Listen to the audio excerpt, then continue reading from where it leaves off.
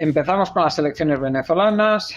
José Luis, lo primero, ¿cómo valoras el resultado, la victoria de Nicolás Maduro en primer lugar? Y en segundo lugar, también, ¿cómo valoras esta reacción que han tenido las formaciones políticas europeas y especialmente las que se suponía a priori que tenían que apoyar a esta victoria de Maduro, y no solo europeas, sino latinoamericanas, como hemos comentado? Adelante.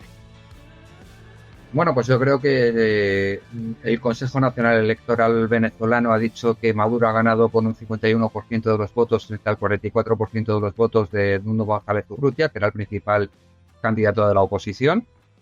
Lo cierto es que se estaba diciendo los días anteriores que quien perdiese tenía que aceptar los resultados y que más o menos se entendía, y esto lo decían incluso en el periódico El País, que los resultados que se iban a dar iban a ser creíbles, es decir, que no ponían en cuestión tampoco el hecho de cómo se estaban organizando las elecciones.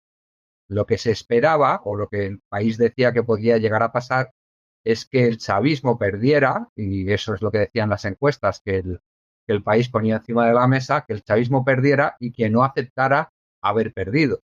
Pero en todo caso sí se decía que los resultados iban a ser fiables, que la actuación del Consejo Nacional Electoral iba a ser fiable y que, bueno, pues que la dinámica de las elecciones era más o menos limpia y que esa más o menos limpieza no iba a poder evitar el hecho de que, pues con una ventaja que se decía que tenía Edmundo González Urrutia del 20-30%, pues que era absolutamente imposible que se produjera un amaño y que, por lo tanto, lo que claramente se iba a ver era la actitud antidemocrática de Maduro negando el resultado de las elecciones. No es eso lo que tenemos, sino lo que tenemos encima de la mesa es básicamente lo contrario. Es decir, ha habido un resultado electoral, veremos, parece que el Consejo Nacional Electoral, ante la presión internacional y ante la presión de la oposición, también ha dicho que va a hacer públicos los datos, incluso mesa por mesa, como le está pidiendo, pero que obviamente para eso necesita un tiempo. Y parece claro que, bueno, había una serie de encuestas, que eran las encuestas que presentaba la oposición y que presentaban los medios de comunicación que nos rodean, por ejemplo, El País, ABC, etcétera, etcétera. Y había otra serie de encuestas que se movían básicamente en el propio entorno venezolano que decían que iba a ganar el gobierno. Es que yo creo que esto también a veces no tenemos conciencia porque, claro, lo que nos llega a nosotros es un determinado discurso, no nos llegan los dos discursos, ¿no? Entonces, en ese sentido, parece que no había ninguna encuesta que dijera que iba a ganar el gobierno, pero lo cierto es que en Venezuela había ese tipo de encuestas y había ese tipo de situación.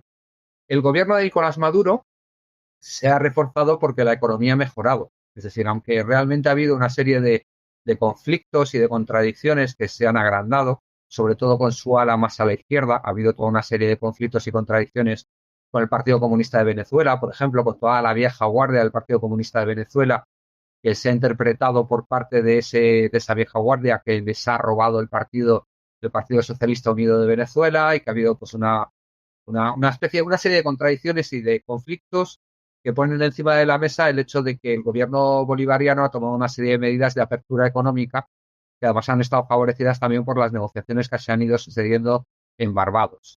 Estas negociaciones han hecho que al mismo tiempo también se abriese o se aligerase un poco, muy mínimamente, el bloqueo norteamericano y que por lo tanto también se pudiese volver a acrecentar la producción de petróleo y la exportación de petróleo, aun con muchas limitaciones, y por lo tanto también en un país que básicamente está basado en eso, que es un país basado en la renta petrolífera, con una economía basada en la renta petrolífera, pues una cierta recuperación económica aún muy limitada, ¿no? Por tanto, tampoco es de extrañar que Maduro haya conseguido ganar las elecciones. Hasta ahí lo que tenemos encima de la mesa, sin meternos en más vericuetos. ¿Qué pasa? Sí. José Luis, sí, un dato solo, comentar que en los últimos meses el gobierno, o sea, bueno, Pemex ha conseguido más que duplicar la producción de petróleo, ¿eh? O sea, está muy baja todavía porque no llega a 1 millón de barriles día, pero es que llegó a bajar por debajo de 400.000, ¿eh? Es poquísimo Claro. para Y ya Venezuela. están allí de nuevo Chevron, están de nuevo Repsol, están de nuevo toda una serie de petroleras internacionales, porque recordemos que super revolucionario gobierno de Venezuela, que parece que es el gran diablo rojo para todos los para todos los medios mainstream, pues no tiene al 100% nacionalizado el petróleo. Tiene un sistema en el que PDVSA, la petrolera estatal, colabora con petroleras internacionales en la extracción del petróleo y que se reparte las regalías. Pero una cosa, José Luis, a ver que nos aclaremos. ¿Cómo es posible que si este señor, aquí cualquiera que escuche los medios de comunicación españoles o en cualquier país del norte global escuche los medios, parecería que es poco menos que Joseph Stalin? Resulta que la oposición venezolana tiene un montón de medios de comunicación. Resulta que la economía venezolana es mucho más privada que puede ser la economía española, porque el gasto público es mucho más bajo que en España, en proporción al PIB. Un PIB que encima tiene como la mitad, que es economía B, y por supuesto esa economía B es toda privada. Y luego resulta que toda esta gente está llena de millonarios venezolanos, el país. O sea, no entiendo. Aquí hay algo que parece que no coincide mucho con el discurso de los medios, ¿no? Bueno, millonarios han hecho algunos también con todo el proceso de saqueo de los bienes venezolanos en el exterior que se dio en el marco de la operación Juan Guaidó, cuando directamente se reconoció el supuesto gobierno alternativo de Juan Guaidó por parte de todo el resto de países de nuestro entorno, por Estados Unidos, de la Unión Europea, etcétera. Se reconoce Juan Guaidó y lo que se hace básicamente por parte de Estados Unidos es quedarse con los bienes del Estado venezolano en el exterior. Y dentro de estos bienes está una distribuidora de combustible de petróleo en Estados Unidos que se llama Citgo, que era una de las principales distribuidoras de petróleo en el país norteamericano, en Estados Unidos. Por lo tanto, era una gran empresa que en estos momentos se supone que está en manos del gobierno interino, famoso gobierno interino de Juan Guaidó, y que los propios tribunales norteamericanos están acusando a sus gestores por parte de ese gobierno, pues de ese supuesto gobierno, de toda una serie de desfalcos, situaciones extrañas, de que no se sabe muy bien dónde está el dinero, qué es lo que está pasando, etcétera, etcétera, etcétera. Es decir, hay una situación caótica con los bienes de Venezuela en el exterior que han sido directamente saqueados. Esto también puede explicar muy fácilmente el por qué Kamala Harris y demás, pues frente a estas cosas o frente a Venezuela, siguen manteniendo la misma posición que puede tomar Donald Trump o que puede tomar cualquier personaje de derecha o de extrema derecha. Y esto me sirve para conectar con la posición también de las izquierdas globales frente a Venezuela. El progresismo internacional, que yo no creo que lo podamos llamar tampoco izquierda, es simplemente progresismo en cierta manera. El progresismo internacional está planteando, está poniendo encima de la mesa una especie de dinámica o dialéctica de la desconfianza frente a las elecciones, diciendo, estos señores tienen que sacar los resultados mesa por mesa. Veríamos qué pasaba en las elecciones españolas si se sacaran los resultados mesa por mesa con plena publicidad. Porque, por ejemplo, una de las cosas que se están diciendo respecto a las elecciones venezolanas es que los venezolanos en el exterior están teniendo muchas dificultades para registrarse para votar. O para votar, en primer lugar, porque tienen que registrarse y en segundo lugar, porque tienen que tener un pasaporte en vigor. Recordemos qué pasaba aquí durante el voto rogado. el voto rogado, efectivamente, que hacía que de cientos de miles de españoles en el exterior solo pudieran votar muy poquitos. Oye, y recordemos cuando se instauró el voto rogado, cuando vieron que la gente que vivía en el exterior no pensaba votar en su inmensa mayoría ni al PP ni al PSOE. Y entonces lo pusieron inmediatamente. Y además tengamos en cuenta también las dificultades que se tiene, por ejemplo, en Estados Unidos para el registro de votantes y la problemática que eso genera en muchos estados, por ejemplo, en estados donde el racismo es muy latente, los estados del sur de Estados Unidos, con el tema del voto de las comunidades afroamericanas, todos los problemas que tienen los negros y las negras para poder registrarse, para votarse, todas las tipos de triquiñuelas legales que se ponen en marcha en los distintos estados de Estados Unidos para tratar de evitar el voto de las minorías, etcétera, etcétera, etcétera. Es decir, que esto no solo pasa en Venezuela, si es que pasa. Es decir, que esto es un poco el pan nuestro de cada día en las democracias burguesas parlamentarias.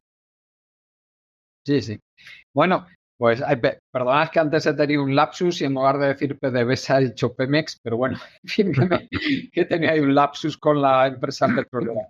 Pero en fin, Pedro, ¿qué análisis nos puedes hacer? Tú, lo primero, de la victoria de que es muy significativa, ya pues que lógicamente, a pesar del bloqueo, de la terrible crisis económica que ha inducido el bloqueo económico al que se ha visto sometido Venezuela, que entre otras cosas hundió la producción petrolífera por falta de recursos, de repuestos para la industria petrolera, por falta de personal cualificado para la industria petrolera, bueno, ha sido terrorífica la situación de la economía venezolana estos años, aunque como bien ha dicho José Luis, ha mejorado. ¿Cómo valoras esa victoria a pesar de todo esto?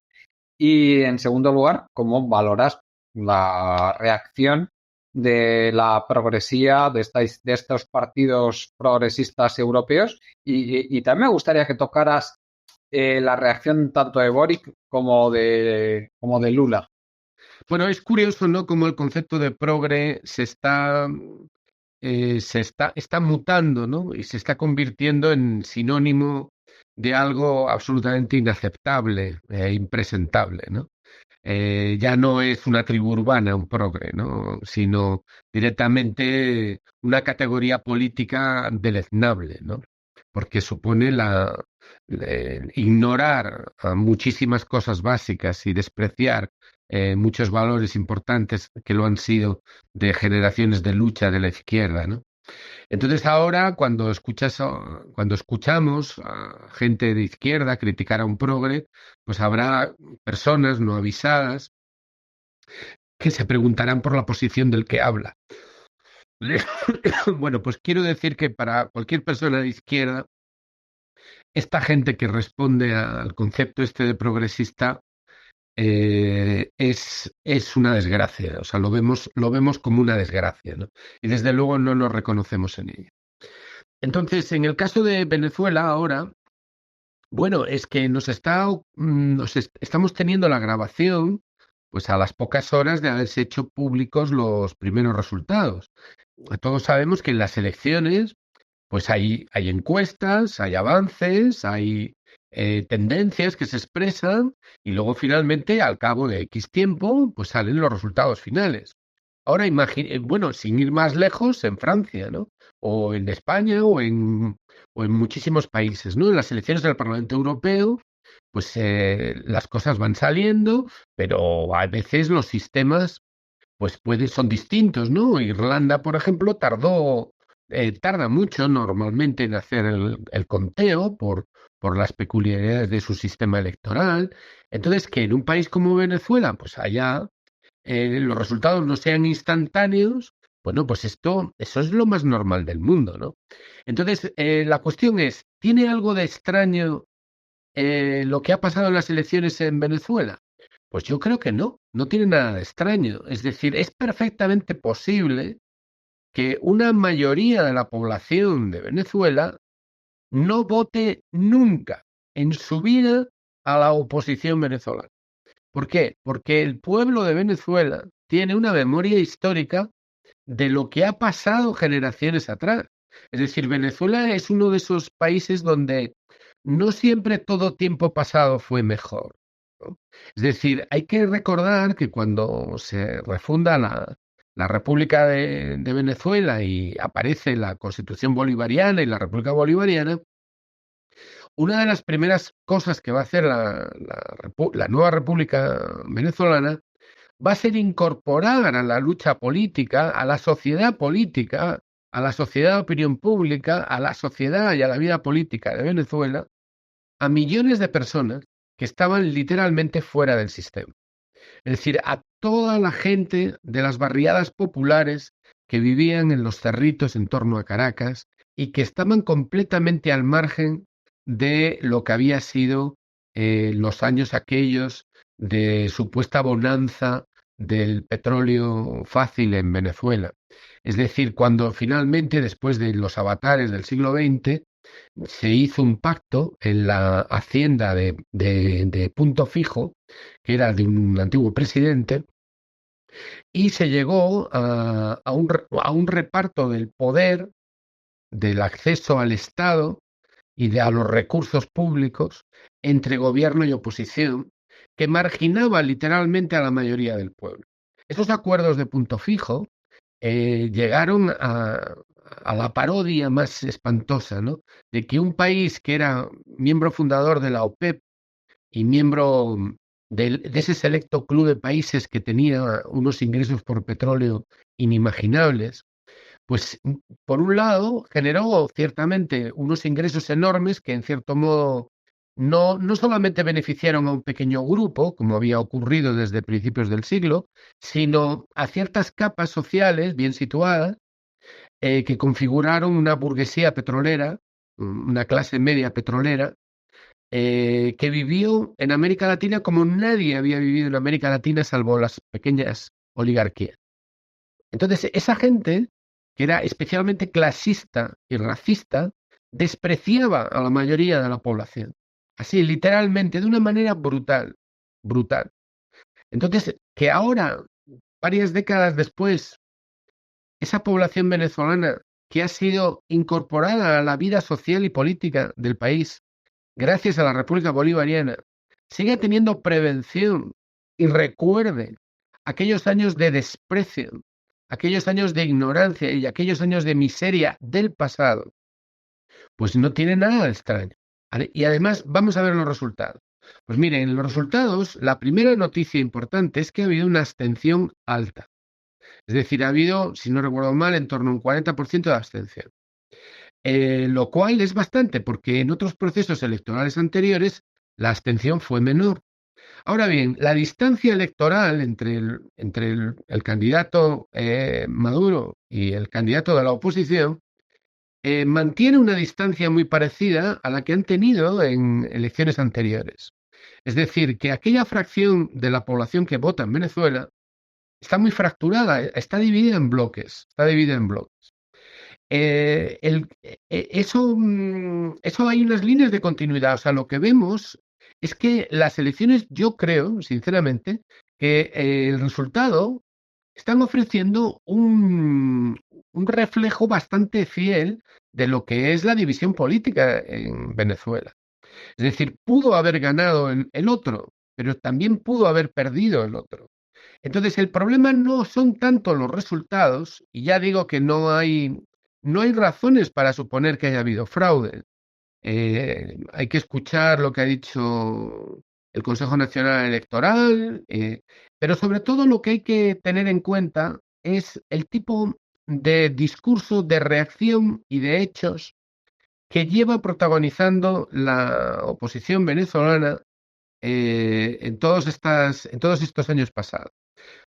Prácticamente no han aceptado como legítima ni una sola elección, ni siquiera aquellas en las que ellos han podido ganar representación importante en el Congreso, no han aceptado ningún proceso electoral.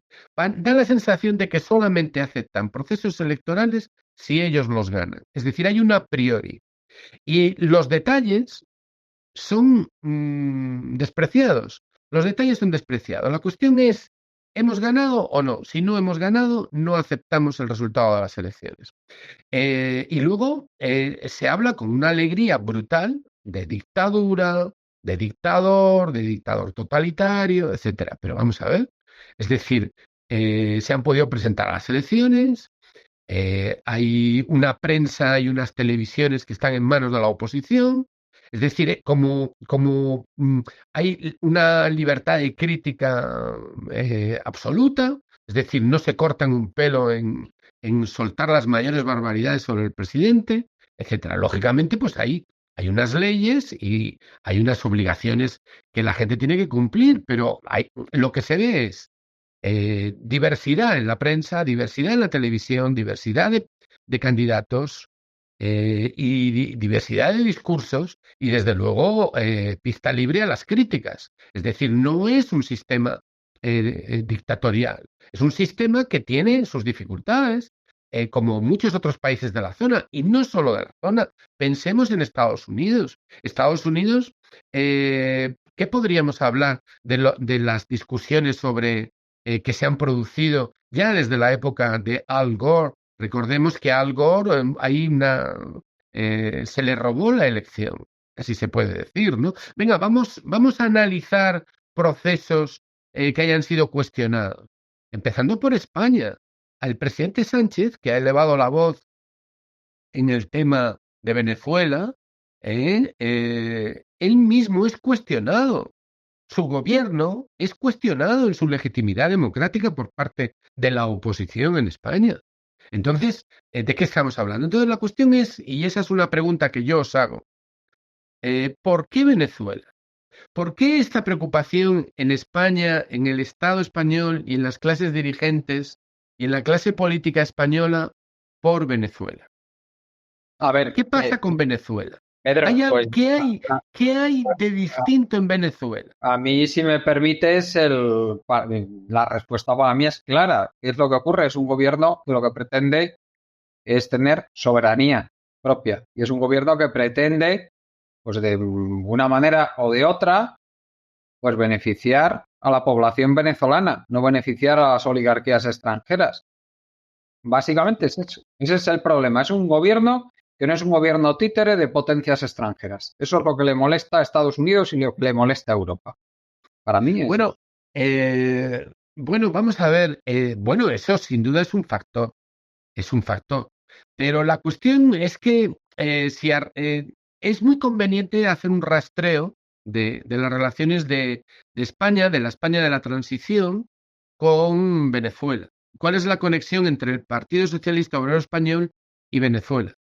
Es decir, y tenemos que pensar cuál fue el papel de Carlos Andrés Pérez, por ejemplo, en los primeros años de gobierno de Felipe González y del Partido Socialista Obrero Español. Carlos Andrés Pérez había sido un miembro destacado de la Internacional Socialista y había sido presidente de Venezuela. ¿Cuál fue el papel, por ejemplo, del grupo Prisa en Venezuela y sus alianzas con las empresas muy poderosas de medios de comunicación en Venezuela desde inicios de los 80? Es decir, Venezuela fue utilizada como una cabeza de playa, de desembarco, de cierto capital español en América Latina en alianza con grupos empresariales muy poderosos de Venezuela. Un país que no olvidemos que tenía una posición privilegiada en cuanto a ingresos del petróleo. Es decir, ahí ha habido de todo, ¿no? Entonces hay unas relaciones muy peculiares entre cierta oligarquía española y ciertos grupos de poder en España y empresas, y desde luego con el poder político con Venezuela. De manera que para algunos de estos grupos patrios tan importantes, la caída de la República de Punto Fijo, para entendernos, la anterior a la República Bolivariana, fue un drama porque perdieron dinero, perdieron influencia, y no estoy hablando de Estados Unidos, estoy hablando de España, esas conexiones son muy interesantes y desde luego muy pertinentes. Pero claro, como el debate político en España es nulo, es la izquierda en este sentido parlamentaria es una cosa como patética, bueno, pues estas cosas no afloran.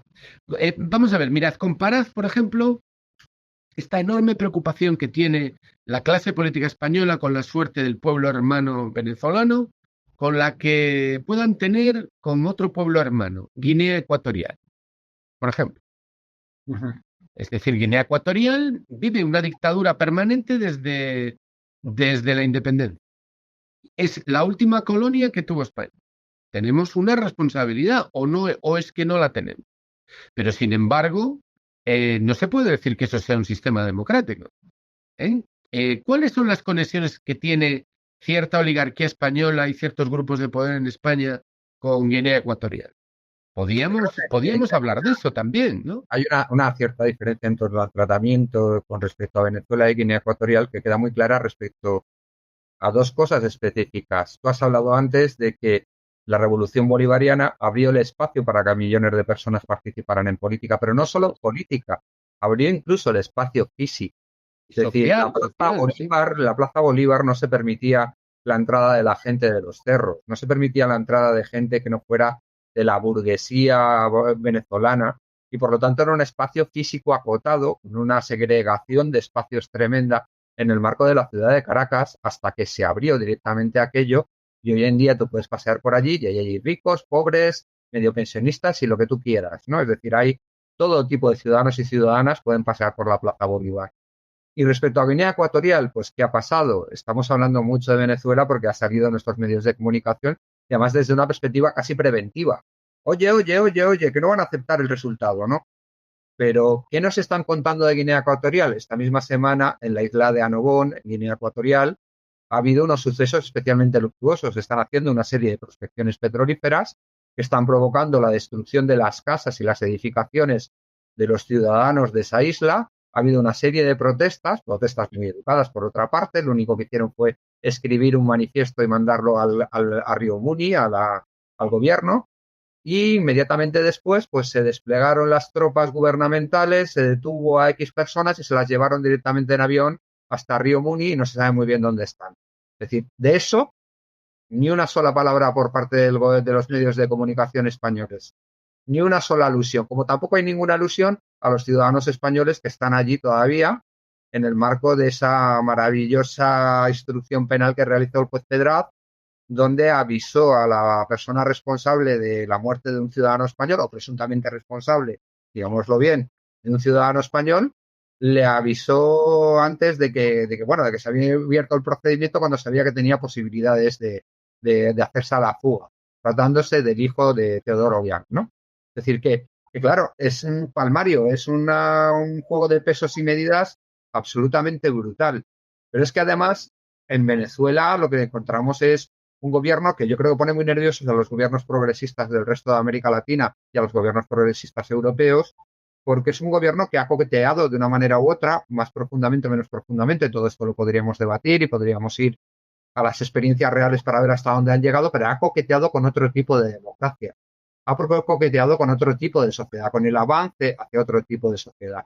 La puesta en marcha de los consejos comunales en las localidades, la puesta en marcha de los consejos socialistas de los trabajadores en las empresas, la puesta en marcha de una democracia mucho más protagónica, porque además responde al hecho de que el gobierno bolivariano se sustenta sobre una alianza de determinadas clases y de determinados sujetos sociales. Se sustenta sobre la alianza de la oficialidad progresista y nacionalista del ejército, sobre también la pequeña burguesía, digamos, nacional con voluntad de mantener la soberanía, sobre todo de generar una industria propia, y se sustenta también sobre la base de los movimientos sociales, los que fueron los grandes perjudicados de la represión del Caracazo, Eso es. que han participado muy activamente en el proceso, es decir, con todas las contradicciones, con momentos de quiebra, de conflicto con el gobierno, con limitaciones, todo lo que tú quieras, pero han participado muy activamente. Entonces, en ese sentido, han teñido el proceso de ese proyecto de impulsar la democracia protagónica que fuera un poco más allá o que fuera más allá en la perspectiva democrática de lo que estamos acostumbrados a ver en los países de América Latina. Exacto. José Luis ha citado el Caracazo y yo no estoy muy seguro de si el concepto es conocido, ¿no? Tienes que tener una cierta edad para haberlo oído en su momento, lo que fue, porque es otro de esos conceptos que ha desaparecido totalmente. Se denominó Caracazo a una bajada de los cerros, es decir, hubo una serie de problemas sociales también, porque aunque había mucho petróleo y mucho dinero para repartir entre quienes podían repartírselo, pues también había problemas sociales graves porque esos recursos no llegaban. Y en un momento determinado, una parte muy importante de la población más humilde de Caracas abandonó sus barrios, pecado absolutamente imperdonable, y avanzó hacia el centro de la ciudad en una protesta por el pan, en una protesta por el trabajo y por la dignidad. Y el régimen venezolano del momento, el de la Internacional Socialista, el de Carlos Andrés Pérez, el colega de Felipe González y Alfonso Guerra, para entendernos, tuvo una reacción brutal, ¿eh? Y el ejército disparó, y la policía disparó, y hubo un número incontable de muertos. Eso no ha vuelto a ocurrir en Venezuela. Es decir, la última vez que hubo una masacre popular por una revuelta por hambre y por necesidad no fue en la República Bolivariana, fue en ese paraíso perdido del que habla la oposición, ¿eh? El Caracazo ha desaparecido, pero la realidad de los muertos estuvo allí. Fue precisamente esa masacre la que llevó a muchos oficiales del ejército a preguntarse exactamente cuál era el papel que tenían que cubrir ellos como institución en la República. Y eso es lo que dio origen como reacción posterior a que una parte importante de la oficialidad se planteara que no estaban ellos allí para matar al pueblo. Y eso dio origen a cambios posteriores. Pero esto que puede parecer del lejano pasado, pues no es tan del lejano pasado. Eso está en la base de lo que ocurre ahora. Mirad, hay una cosa que está clara. Podemos criticar, y se puede y debe criticar, el gobierno actual de Venezuela. El gobierno actual de Venezuela posiblemente no lo esté haciendo bien y habrá tenido desgaste. Ha habido un desgaste muy importante. Ha aumentado la abstención, la victoria ha sido ajustada, hay muchas cosas que podrían haber hecho mejor, pero eso es lo normal, eso ocurre en todos los países. La cuestión está que el gobierno de Venezuela tiene los medios, tiene los recursos y además tiene la seguridad de tener un ejército al lado del pueblo para poder avanzar en un camino que transforme la sociedad venezolana y que permita superar sus déficits históricos y hacer un avance importante hacia la transformación social. Es decir, ese es el reto que tiene ahora Maduro. O sea, lo que no puedes hacer es sentarte. No estoy diciendo que se hayan sentado en el poder. Lo que estoy diciendo es que los retos que tiene la República Bolivariana son retos con el bienestar y con la dignidad del pueblo. Ya tienen soberanía, tienen una voluntad decidida de luchar por su soberanía y muy posiblemente tengan los recursos. Pues lo que tienen que hacer es trabajar y avanzar en ese camino. Entonces, esta victoria electoral pone en situación de compromiso al gobierno saliente, a la presidencia saliente. La presidencia saliente tiene que responder al reto. Y el miedo que tiene la oposición venezolana y que tienen los grupos de poder internacionales en torno a Estados Unidos y en torno a la oligarquía española, no es a que Maduro fracase, no es a que fracase la República Bolivariana. Lo que tienen miedo es a que triunfe, porque eso sería sentar un mal precedente.